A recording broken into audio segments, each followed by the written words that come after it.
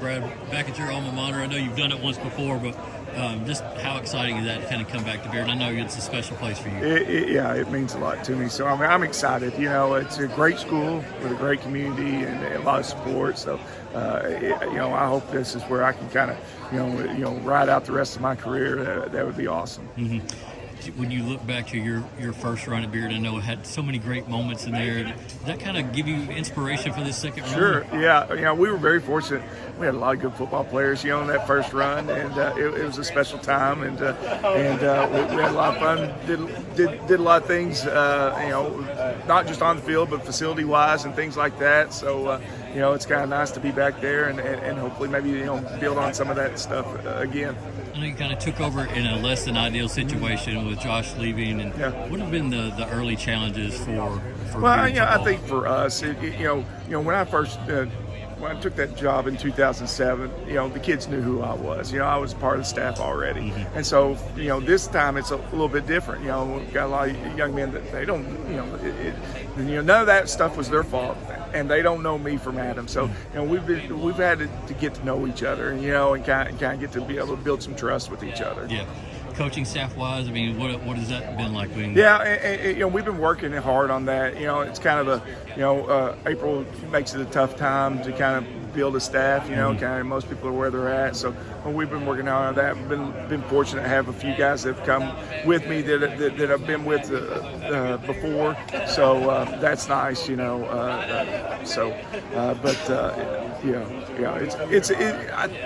feel good about where we're at right now. There's a couple more pieces I'd like to add at some point, but I feel pretty stable right now and confident where I'm at right now.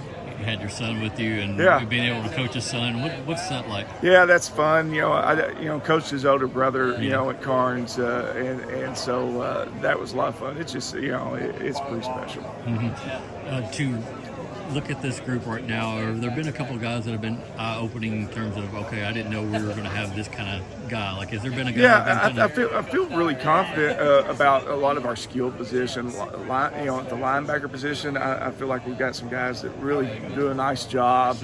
Secondary and receiver. Our young quarterback has done a really nice job. So I feel a lot better there. I think our biggest concern is, how we're going to be up front, the depth of just kind of being up front, especially offensive line. That's kind of where we're working the hardest at right now.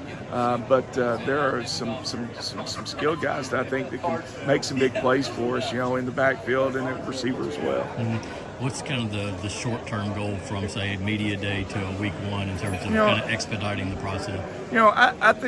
I think we just have to take one day at a time, and we're getting better each day. I think that's going to be key for us. As we go through this season, is where is focused more on the process than the outcome. Because we've got so much. We're learning. We're learning install stuff. We're learning. How Coach Taylor, how he does things. What kind of his expectations are. From how we the locker room to the weight room to practice field to 7-on-7, all that. So every day is a new learning experience. So if we tackle that every day with the good attitudes and being coachable, then we're going to be. I'm excited.